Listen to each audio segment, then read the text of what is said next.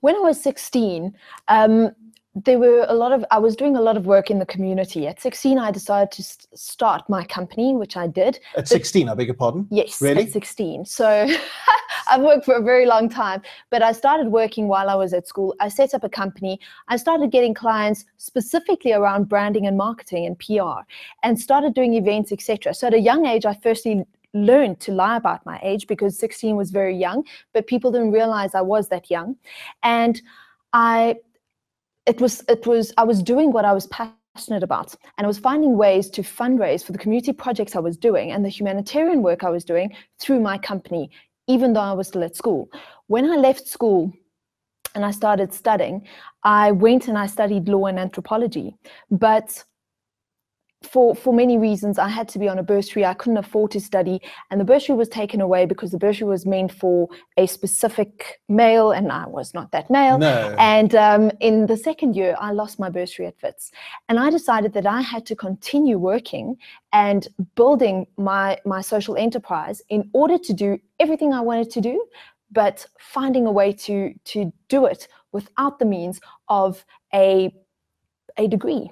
And that for me was a difficult thing. I would imagine that would be difficult, because we so often have our lives mapped out for us that we have to finish school, get tertiary education, and only then can we think about a career. You didn't do it that way. Obviously, there was a part of you that said you had to go and get a tertiary education, yes, and you embarked on it. When you realized that wasn't going to happen, was it traumatic? Was it difficult? Though you'd come from this background of being 16 years old and being an entrepreneur, were you comfortable that you had a rather large safety net?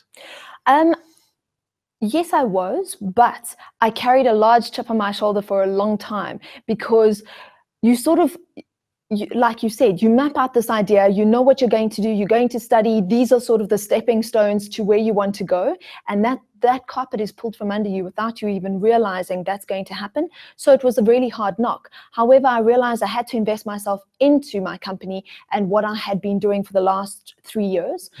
And looking back over the past 10 years, I realized that I've achieved more than I would have with 5 degrees. I've been able to see parts of the world and work in different parts of the world. I've lived and worked in Cambodia. I've lived and worked in different parts of the continent. And I've been able to do so much more than what I would have done if I did study. You think you would have been pigeonholed had you studied? Your career would have gone in a different direction? I think very, very likely it could have gone in a different direction. However, I think that there's a certain bravery and courage in people.